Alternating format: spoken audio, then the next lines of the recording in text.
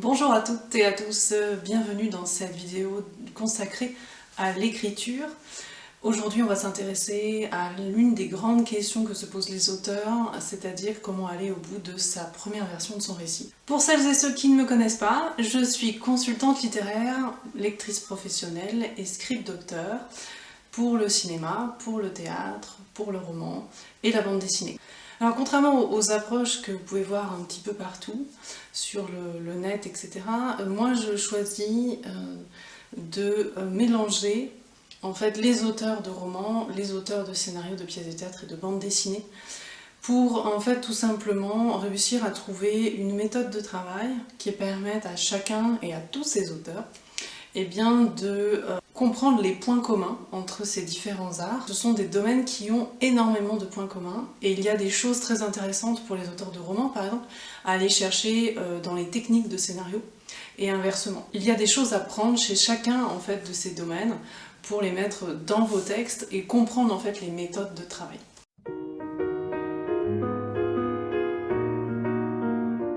Imaginons une personne qui décide de se mettre à la course à pied. Cette personne est très motivée, elle prend les chaussures qu'elle a dans son placard depuis des années, elle met son short, son t-shirt, etc. et elle va courir. L'objectif au départ est assez simple, c'est de faire simplement 15 ou 20 minutes, 2-3 fois par semaine.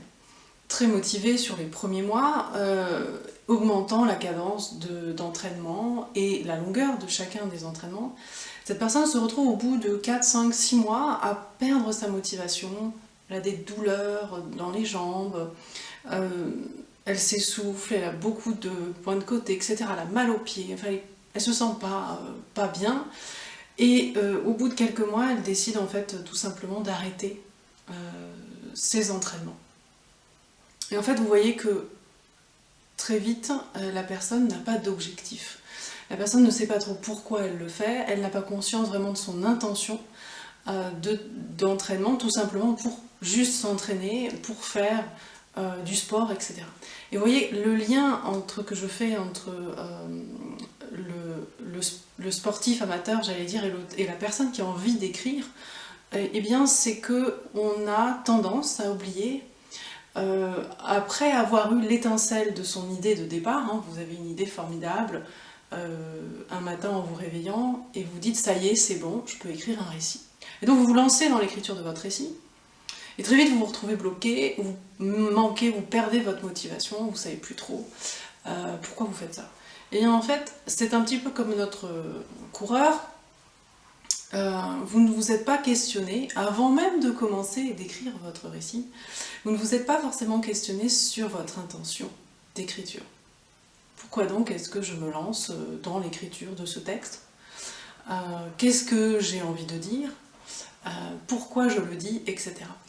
Pour moi, c'est un des points fondamentaux, et vous voyez que c'est même pas en ayant écrit une ligne qu'on se la pose, c'est bien avant. Et c'est beaucoup plus simple que de revenir après avoir écrit et à nouveau devoir se pencher sur ces éléments de base. Pour moi, ça fait partie de la méthode que j'applique et que j'ai découverte petit à petit en travaillant avec les auteurs. Eh bien, c'est qu'il faut absolument se poser la question de son intention avant même d'écrire, c'est beaucoup plus simple. Pourquoi est-ce que vous écrivez ? Ça vous permet, en répondant à cette question, d'avoir une dynamique et une clarté de votre intention d'écriture. Et on va plus loin, lorsque vous savez pourquoi vous écrivez ce texte en particulier, eh bien vous allez pouvoir être clair avec votre lecteur ou futur spectateur. Au départ, on est sur un texte, un support écrit. En sachant ce que vous voulez dire, en connaissant votre intention, vous n'allez pas perdre votre lecteur, puisque vous allez être toujours tenu par cette idée précise de ce pourquoi vous écrivez ce texte. Donc ça peut être défendre une cause, ça peut être faire transmettre telle ou telle émotion, etc. Il faut aller chercher un petit peu en vous ce qui vous motive et ce qui vous anime dans cette écriture. Et vous voyez que c'est un peu un travail d'introspection avant même de commencer votre texte qui vous permet ensuite, lorsque vous êtes en écriture et que parfois vous vous sentez un petit peu perdu, eh bien de revenir sur cette intention. Mais qu'est-ce que je voulais faire au départ? Qu'est-ce que j'avais envie de faire et de dire et de transmettre, eh bien, vous revenez sur votre intention et vous retrouvez, on va dire, la ligne directrice de votre projet. Et vous verrez aussi que dans l'écriture, c'est très utile parce que vous pouvez parfois écrire des choses assez librement, puis vous vous rendez compte que ça ne fonctionne plus. Vous ne savez pas trop où mettre ce passage ou ce personnage que vous avez écrit et que vous aimez bien. Et bien quand vous revenez à votre intention, parfois vous vous rendez compte que vous êtes en train de dévier. Et vous avez besoin, en revenant, de recentrer votre projet dans la direction qui est la vôtre. Savoir où vous allez, savoir pourquoi vous faites les choses, vous permet parfois de supprimer des idées, des personnages, des scènes, des chapitres, des séquences, et bien qui finalement sont peut-être très bien, mais ne correspondent pas à ce que vous êtes en train d'écrire. Peut-être que c'est pour un autre projet. Il faut accepter cette idée que parfois, tout ce que l'on a comme idée qui surgit ou que l'on a écrit ne sont pas bonnes pour ce projet en particulier. Donc c'est une boussole, on pourrait dire, c'est une ligne directrice qui vous permet toujours d'être guidé et d'aller au bout de ce que vous êtes en train de faire, d'aller au bout de votre première version. Ça pour moi c'est quelque chose d'essentiel, l'intention derrière l'écriture. Parfois ça prend du temps, parfois s'il est difficile pour les auteurs de comprendre vraiment pourquoi ils racontent quelque chose. L'exercice peut être aussi de venir chercher à quel moment et pourquoi vous avez eu l'idée en fait, de votre texte. Est-ce que c'est à la suite d'un événement? Est-ce que vous avez vu quelque chose, entendu quelque chose, une relation que vous avez vécue, etc. Et essayer de tirer en fait de ce point de départ, et bien cette origine peut-être on pourrait dire du projet, ce que vous voulez en dire, ou ce qu'il a transmis comme émotion et ce que vous voulez transmettre. Puisque n'oubliez pas que l'écriture, en tout cas au moment où on a envie de la transmettre aux autres, eh bien l'écriture elle a toujours un récepteur. Et si le récepteur au fond il trouve ça très bien mais il ne comprend pas pourquoi on lui raconte ça, c'est-à-dire pourquoi vous racontez ça vous en tant qu'auteur, eh bien il va vite se perdre. La qualité peut être là, si l'intention n'y est pas, ou elle n'est pas assez claire, d'abord pour vous, ensuite pour le récepteur, eh bien vous allez perdre votre destinataire. Donc ça c'est très important. C'est le premier point, l'intention. Le deuxième élément essentiel pour vous aider à aller au bout de votre première version, c'est le point de vue que vous avez sur ce que vous racontez. Et vous voyez que si on vient tirer la question du point de vue, c'est-à-dire ce que vous pensez de ce que vous racontez, eh bien on va aller creuser un petit peu vers ce qui est le sujet et les thèmes de votre projet. Donc le sujet c'est ce que vous racontez, c'est l'histoire d'un homme qui attend tous les jeudis midi une femme au restaurant qu'il n'a jamais invitée, par exemple. Et vous voyez que là on a un sujet. Et ensuite les thèmes, ça peut être les thèmes l'attente, le deuil, l'amour perdu, les illusions perdues. On peut aller traiter des sujets et des thèmes différents. Eh bien vous voyez qu'en fait, ces éléments-là, en vous positionnant et en vous questionnant sur ces éléments, vous allez assez vite vous rendre compte que vous avez une idée, un point de vue à propos de votre sujet et surtout des thèmes que vous abordez. Alors c'est parfois un travail un petit peu long d'introspection, de questionnement, qui n'est pas forcément agréable parce qu'on a toujours envie, quand on a notre petite idée, de tout de suite écrire. Mais vous allez voir qu'en se positionnant et en se questionnant sur vos thèmes, surtout principalement, qu'est-ce que je pense du deuil, qu'est-ce que je pense du réchauffement climatique, en dehors peut-être des idées déjà extrêmement diffusées, mais vous, intérieurement, concrètement, qu'est-ce que vous en pensez? Peut-être votre point de vue est-il un peu particulier, est-il différent? Et c'est là que vous voyez qu'on touche aussi à l'originalité de votre projet, même si le sujet peut-être a été traité, ou les thèmes, de multiples fois, on vient chercher l'originalité parce que c'est vous, et bien en vous questionnant sur votre point de vue, et bien vous allez arriver à dégager une identité propre et surtout à savoir où vous positionnez par rapport à ces thèmes et à ce sujet. On peut continuer un peu plus loin à tirer les ficelles de cette histoire de point de vue, et vous allez voir que parfois, on crée des personnages, qu'on les aime beaucoup, ou qu'on trouve qu'ils sont fort utiles dans l'histoire, Et en questionnant son point de vue, on se rend compte que peut-être ce personnage, eh bien en fait, il porte notre point de vue d'auteur. Sauf que si vous ne vous êtes pas posé la question, peut-être que vous n'allez pas conscientiser. Et donc si ce personnage, il a votre point de vue d'auteur, eh bien vous allez naturellement le traiter différemment que si par exemple vous allez créer un personnage qui a le point de vue opposé à vous. Peut-être qu'inconsciemment, si vous créez un personnage qui a le point de vue opposé au vôtre, eh bien vous allez construire tout votre récit à faire comprendre et à démontrer à votre personnage qu'il a tort. Et si vous ne le savez pas, vous allez vous perdre dans ces points de vue en ne sachant pas comment faire, et peut-être en faisant évoluer, sans vous en rendre compte, le point de vue de ce personnage, ou modifier sa caractérisation, parce que vous en avez peut-être marre, vous arrivez à un point où vous n'arrivez plus à développer son point de vue de personnage. Donc en vous posant bien précisément la question de votre point de vue d'auteur, vous voyez qu'on arrive à le clarifier, à le dissocier de ceux des personnages, et chacun des personnages a un point de vue sur les thèmes et le sujet que vous abordez, puisqu'ils sont liés à ces thèmes et à ce sujet.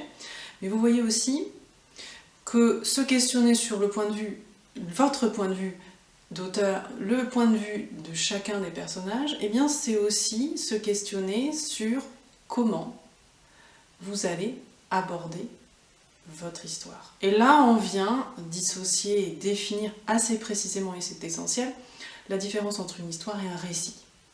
L'histoire, c'est ce que vous voulez raconter. Le récit, c'est comment vous allez le raconter. Et vous voyez bien l'articulation des points de vue et la manière de le faire. Et donc, le point de vue de l'auteur, le point de vue de chacun des personnages, va être lié au point de vue aussi par lequel vous allez raconter. Au cinéma, c'est le prisme de la caméra, donc la façon dont vous allez filmer. Au roman, c'est le choix de la narration, ou des narrations. Et au théâtre, ça peut être aussi le point de vue que vous apportez en fonction de comment vous allez amener les éléments. Même chose pour la bande dessinée. Et là, on voit se dissocier trois éléments. Le point de vue de l'auteur, le point de vue des personnages et le point de vue par lequel l'auteur raconte son histoire et donc construit son récit. Et donc, en arrivant à se positionner et en connaissant son point de vue sur le sujet et les thèmes abordés, l'auteur va arriver à clarifier cette différence et à faire la différence entre ces éléments. Bien souvent, on a des récits, quels qu'ils soient, qui viennent porter le point de vue de l'auteur. C'est-à-dire que le point de vue de l'auteur et le point de vue, on va dire, du prisme par lequel c'est raconté, eh bien, est le même. C'est un choix, c'est intéressant, mais vous pouvez aussi le dissocier et faire les choses différemment. Donc c'est bien en ayant conscience, en fait, de votre point de vue et des différents points de vue qui peuvent être développés dans votre récit et la façon de construire votre récit, que vous allez construire en force et préparer l'écriture de votre première version. Et vous voyez très bien qu'entre l'intention d'un côté, qui était notre premier point, et la question du point de vue, vous allez consolider et préciser votre propre façon et votre propre regard sur ce que vous êtes en train de raconter. Donc, pourquoi je le raconte? Qu'est-ce que j'en pense? Et donc, comment je vais le raconter? Vous voyez, on est en train déjà de bien tisser la toile pour préparer et construire la première version de votre récit. Ça, c'est essentiel. Alors maintenant que vous avez votre intention, que vous avez clarifié votre point de vue et donc les points de vue divers de votre projet, eh bien vous vous lancez dans l'écriture et puis très vite, vous êtes un peu comme ce coureur dont je vous racontais l'histoire au début.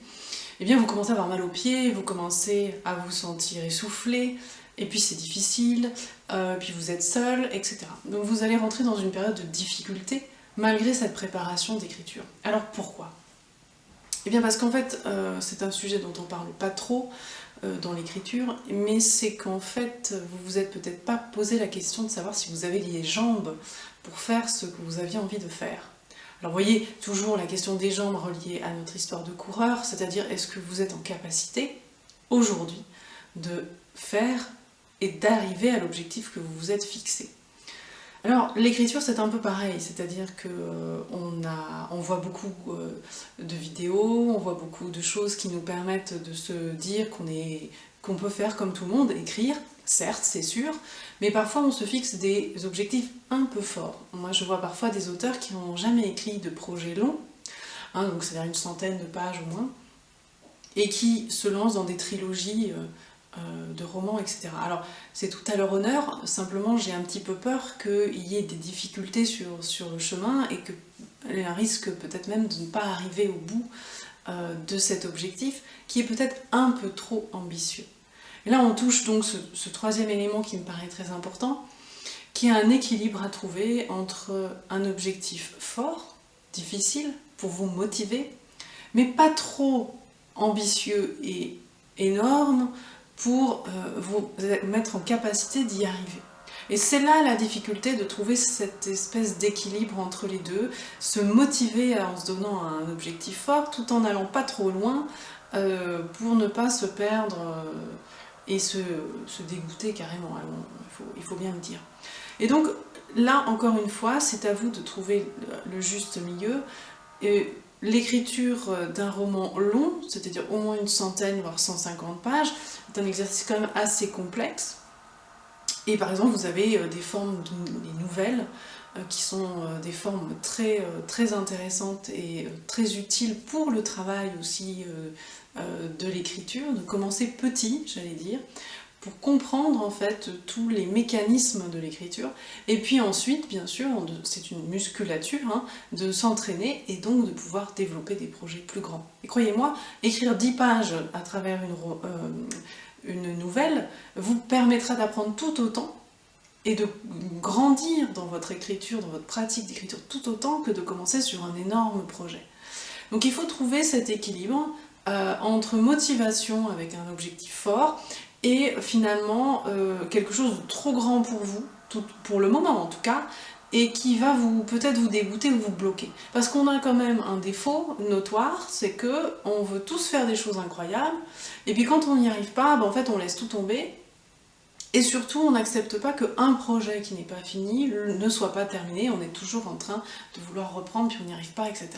Parfois il y a des projets qui n'arrivent jamais au bout, et ce n'est pas grave, parce que moi je peux vous assurer que quand on écrit, et qu'on écrit en conscience, et qu'on est capable de reprendre son travail et de réécrire, on apprend tous les jours.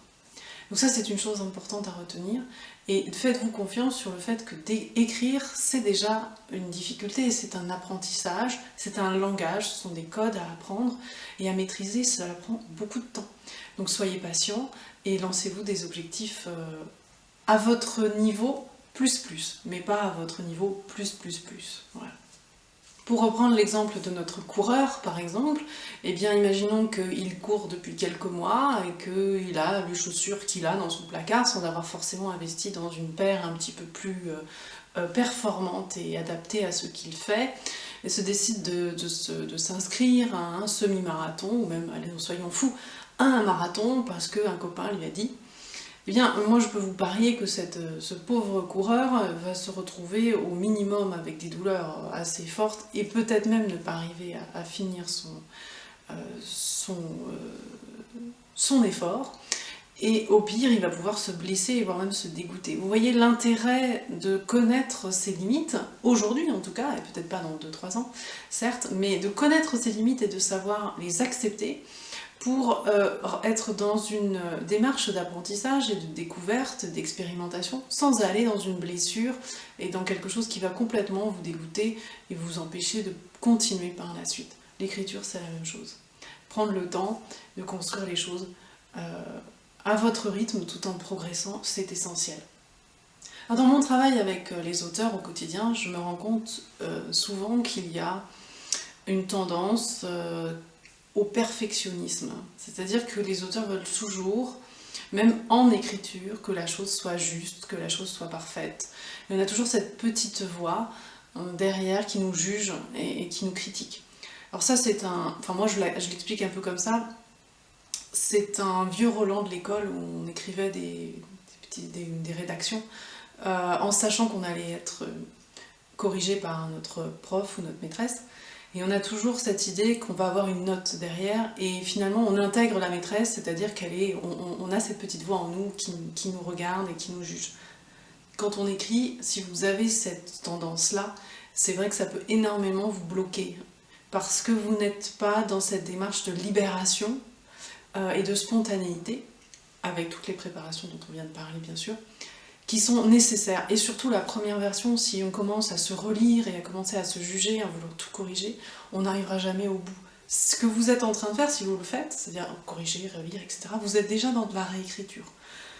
L'idée d'une première version, et c'est déjà assez complexe, c'est d'aller au bout justement, c'est-à-dire d'être un point A jusqu'à un point Z en passant par toutes les lettres, et d'arriver à construire quelque chose qui certes c'est perfectible, certes a plein de défauts, certes a plein de contradictions, etc.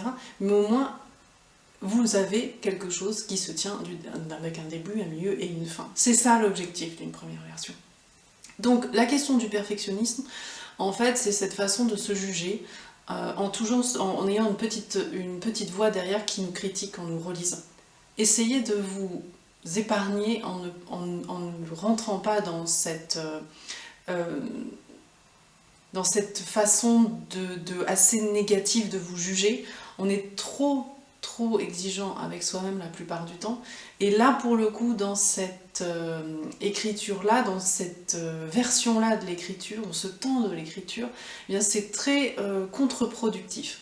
Et croyez-moi, si quelque chose aujourd'hui vous gêne dans votre texte, demain il vous gênera encore et vous le retrouverez. Donc je ne crois pas que ce soit absolument nécessaire de venir le retravailler en se disant sinon demain ça passera à la trappe. Je ne crois pas. Une réécriture de qualité ne pourra pas vous faire passer à côté de quelque chose qui vous gêne aujourd'hui. Donc il faut arriver à accepter que ce soit un chantier, que ce soit un petit peu le bazar dans votre texte, et de venir finalement dérouler votre récit en cherchant comment dire, etc. Donc là, c'est l'exercice ultime, j'allais dire, de notre tendance à être perfectionniste et à vouloir toujours quelque chose de parfait, de parfait, de parfait. Ça va avoir aussi beaucoup aujourd'hui avec tous les réseaux sociaux où on voit des gens réussir, on a énormément ce regard-là qui nous est donné constamment au quotidien et qui veut en fait que si nous on n'y arrive pas, c'est qu'on est nul, donc on doit reprendre. Je crois qu'avant de réussir, on a tous raté. Avant de faire cette vidéo, il y a eu des essais, il y a eu des ratages, ce que vous voyez, c'est une version améliorée, etc., à retravailler. Donc je crois on a tous des moments où on n'arrive pas, où c'est pas bon, et celui qui arrivera au bout, c'est celui qui persévère, alors même qu'à un moment donné, c'était pas bon, etc. Mais là, dans un premier temps, allez au bout, acceptez que ce ne soit pas bon, acceptez que vous trouviez ça même mauvais, et peut-être qu'au bout de cette écriture, vous allez sentir éclore quelque chose qui est la sensation, la satisfaction d'être arrivé au bout d'un processus.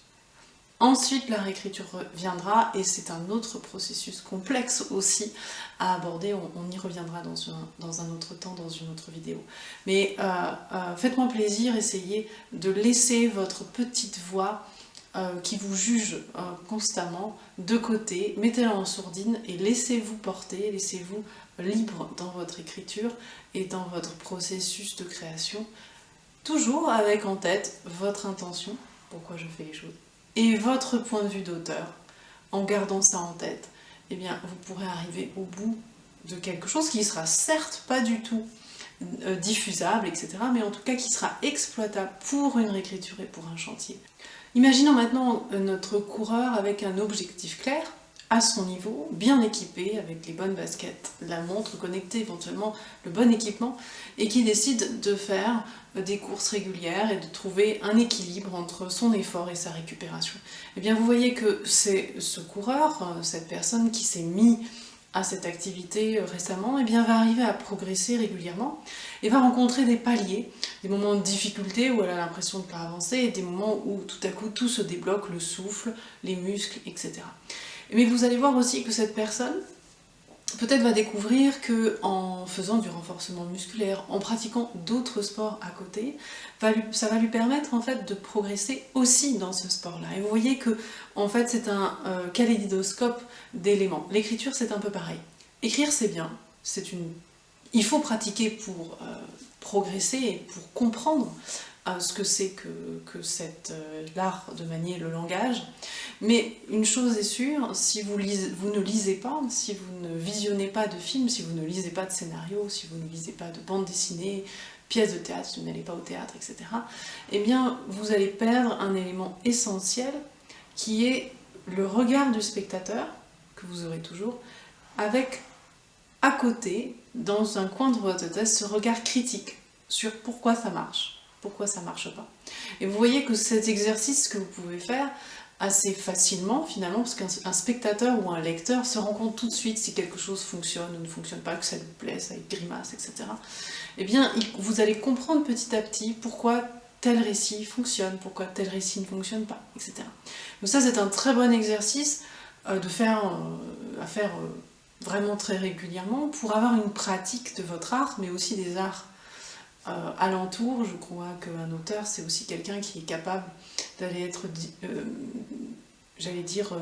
curieux dans d'autres arts, la peinture, la danse, etc. Il faut savoir s'ouvrir au monde et aux autres éléments qui nous entourent pour arriver à développer son écriture. Donc ça, c'est quelque chose qui me paraît être essentiel. Mais vous voyez que c'est pas suffisant, puisque vous êtes peut-être un grand lecteur ou une grande consommatrice de scénarios ou de films ou de séries. Vous allez voir que ça ne va pas forcément vous aider pour l'écriture de votre propre texte. Et là, vous aurez alors besoin d'outils. Alors ces outils, eh bien, c'est un peu les baskets du coureur, c'est un peu le bon t-shirt, ce que vous voulez. En fait, ce sont les outils de dramaturgie ou de narratologie. Donc là, on est sur des éléments techniques de lecture que vous pouvez trouver dans des livres ou dans des ateliers d'écriture, c'est encore mieux. Et c'est une pratique, en fait, c'est une compréhension de comment se manient soit les éléments de l'intrigue, soit vraiment l'écriture et le travail d'analyse de son propre texte. On passe d'abord dans les ateliers d'écriture sur les textes des autres, c'est plus simple. On critique on arrive plus facilement à critiquer le texte des autres et à comprendre d'où ça vient, que de faire le travail sur son propre texte. Et vous voyez que d'abord, en commençant sur les textes des autres, on arrive petit à petit à venir sur son propre texte, à retravailler. Ça, c'est dans un deuxième temps. En tout cas, pour l'écriture de votre première version, la connaissance, ou en tout cas la curiosité que vous pouvez avoir pour les outils de dramaturgie ou de narratologie, c'est quelque chose d'essentiel et de fondamental que vous allez d'abord parfois ressentir, tiens, ça fonctionne, pourquoi ça... Et que vous allez comprendre à travers ces notions et ces éléments. Ça vient beaucoup des anglo-saxons. Les anglo-saxons nous ont devancés en écriture. Nous, en France, on est encore un petit peu... Ça vient, mais on est encore un petit peu dans cette idée que l'auteur est finalement un génie qui reçoit l'inspiration d'on ne sait où et qui n'a pas besoin de technique ni quoi que ce soit. C'est quand même un petit peu différent de ça. Vous voyez que c'est une pratique très très longue et complexe.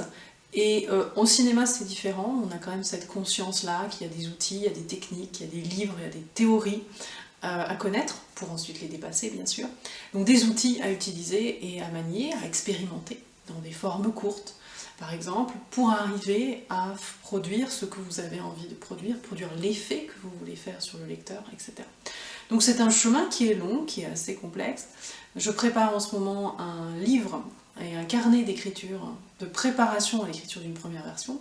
Je vous tiendrai au courant de la sortie, j'espère fin d'année, qui regroupera ma méthode de travail, justement pour arriver à préparer en fait l'écriture avant une première version de votre texte et consolider tous les éléments nécessaires. Donc ce que j'appelle moi les fondations en fait du récit, dont comme point de départ on a bien sûr l'intention, le point de vue dont on a parlé au début. On arrive à la fin de cette masterclass, j'espère que cette vidéo vous a intéressé, qu'elle vous a plu. Vous pouvez mettre un petit like ou vous abonner avec plaisir et me retrouver sur mon compte Instagram ou sur mon site internet, tous les liens sont en dessous de la vidéo. Je vous souhaite une belle journée et à bientôt.